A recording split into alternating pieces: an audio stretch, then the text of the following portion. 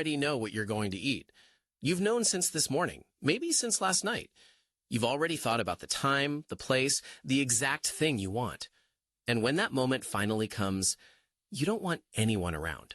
Not because you're doing something wrong, not because you're ashamed. It's just better alone, quieter, more like yourself. And here's what nobody says out loud. That solitude, that private, unhurried ritual of eating exactly what you want, exactly how you want, with no one watching, it feels like relief, real relief, the kind that loosens your shoulders the second the door closes, like the one corner of the day that is entirely, completely yours. But then someone walks in, or worse, they ask what you're having, and something shifts. A small, uncomfortable tightening in your chest, like you were interrupted in the middle of something that mattered, something you can't quite name, but you felt the loss of it immediately. That feeling is the beginning of what we're actually going to talk about today. Because that reaction, that specific flash of discomfort, is not random. It is not a quirk. It has a name, a history, and a psychology so layered that most people who experience it have never once been able to explain it, even to someone they trust completely. Here's the real question. Why do some people go to extraordinary lengths to eat alone, hide what they're eating, or keep their food habits completely invisible? And why does doing so feel not like avoidance, but like freedom? Why does it feel, honestly, like one of the small joys of being alive?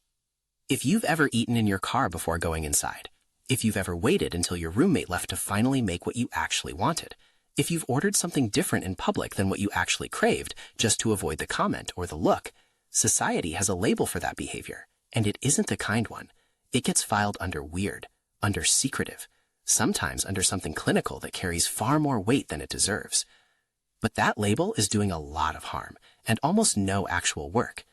Because what's happening inside those moments isn't dysfunction. It's something much more human, something older than language, and something that once you understand the mechanics underneath it, makes complete, quiet, almost elegant sense. What we're really talking about is a behavior psychologists refer to as food privacy, the deliberate, emotionally charged act of separating eating from social visibility, not hiding food from someone out of guilt, but choosing consistently and often fiercely to keep that experience protected from outside eyes. And the research around this is quietly fascinating.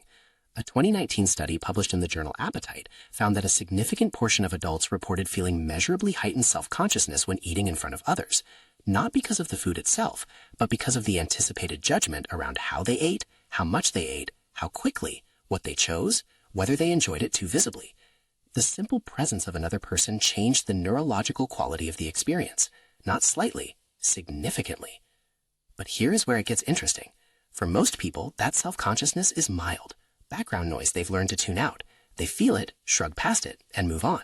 For a specific kind of person, maybe the person watching this right now, it isn't background noise. It is a persistent, low-frequency hum that quietly shapes the entire behavior, loud enough to reorganize a schedule around, loud enough to change what you order, where you sit, who you tell. And those people are not broken.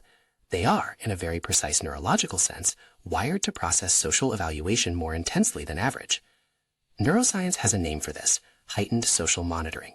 The anterior cingulate cortex, the region of the brain that detects when something feels socially off, when you're being watched, when you're being evaluated, runs at a higher baseline sensitivity in certain people. It picks up more signals. It processes them faster. It holds on to them longer. And when you are eating, an act that is inherently unguarded, inherently animal, inherently vulnerable in ways we rarely acknowledge, that part of the brain begins working overtime. You're chewing, your attention is split, your defenses are literally lowered. And somewhere beneath conscious thought, the nervous system is quietly flagging another person's presence as exposure. Not danger exactly, but something close enough to it that the body responds the same way. So the brain does what it has always done across 1,000,000 years of human survival. It finds the pattern that reduces the discomfort and it repeats it.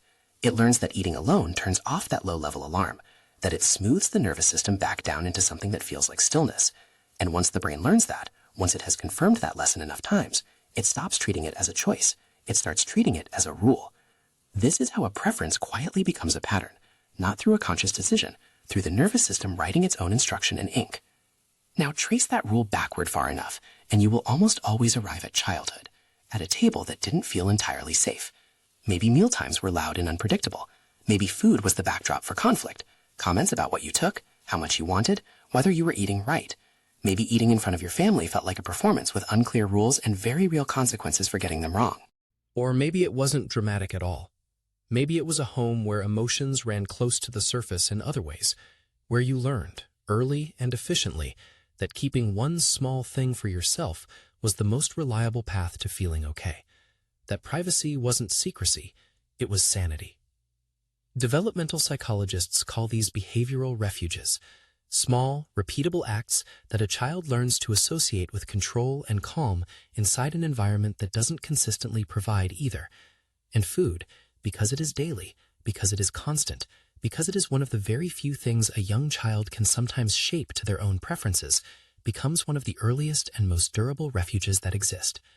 The child grows up, the house changes, the people around them change, but the nervous system, extraordinarily loyal, remarkably stubborn, remembers, this is mine, this is steady, this is not available for commentary.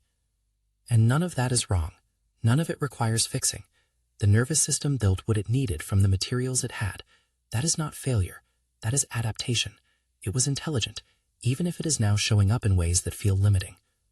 Different people were shaped by different environments into different nervous systems. Some people feel most themselves in a crowd, most nourished at a full table, most alive when a meal is shared. Their brains wrote different rules from different raw materials. Neither architecture is superior. Neither is broken. The brain is adaptive, not moral. But here is the part that surprises people most when they finally hear it said plainly. For a lot of people who hide their eating habits, the privacy isn't only about avoiding discomfort. It is actively, genuinely pleasurable. There is a reason these private eating moments don't just feel tolerable. They feel like something worth protecting.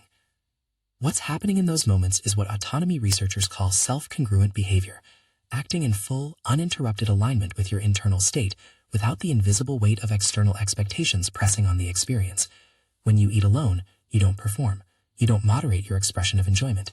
You don't silently calculate whether what's on your plate requires explanation. There is no social tax on the experience. None at all. And for a nervous system that has spent years monitoring that social environment, the ability to switch it off completely isn't neutral. It is genuinely, deeply restorative. It is the psychological equivalent of taking off shoes you've been wearing all day. Some people feel this in long solo drives, in reading without interruption, in walking without talking. For you, eating is that thing, the place where the performance ends and something more honest begins.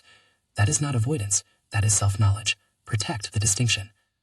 And yet there is a cost, a quiet one, worth naming honestly. When food becomes fully, exclusively private, when eating alone isn't just a preference but a requirement, intimacy starts to develop a specific gap inside it. Because food, across nearly every human culture that has ever been studied, is one of the oldest signals of trust between people. Sharing a meal is how humans have always said, I am comfortable being unguarded near you. I will let you see me in a moment when my defenses are down. When that signal becomes unavailable, when offering it feels genuinely impossible, even to people you love, relationships tend to plateau at a certain depth and quietly stay there. Not because the person isn't capable of closeness, but because one of the most ancient, most instinctive human rituals of connection has a wall built quietly around it. That is worth sitting with, not with shame, just with honest attention. The encouraging part is this. The nervous system that wrote this pattern is not fixed. It is not a permanent structure. It can update itself, given the right conditions. But it doesn't respond to force. Forcing yourself into uncomfortable shared meals doesn't recalibrate the system. It confirms to the brain that the threat was real and that avoidance was correct. What works is something smaller, almost embarrassingly small. Choose one person, someone who already registers as genuinely low stakes, and share something genuinely low stakes with them. Not a meal, a coffee, a handful of something, 5 minutes. A moment where the exposure is small enough that the alarm doesn't trigger, and then just let the moment pass without catastrophe. Then do it again. This is what behavioral psychologists call gradual social recalibration, and it works precisely because it doesn't ask the nervous system to abandon its rule. It only asks the brain to update its evidence, to notice that sometimes, maybe, eating near another person doesn't mean exposure. It can mean something quieter, something that might, very slowly and without announcement, begin to feel a little like belonging. Not every meal, not a dramatic change, just enough to give yourself the option of something different. If something in here landed, if you recognized yourself in a moment you've never quite been able to describe before, there is likely something else about the way you're wired that deserves the same kind of attention. The patterns people build around food rarely travel alone. They have company, and understanding one of them tends to illuminate the rest in ways that are, quietly, worth the time. If you're curious about what else your psychology has been protecting, the next one might be exactly where you want to go.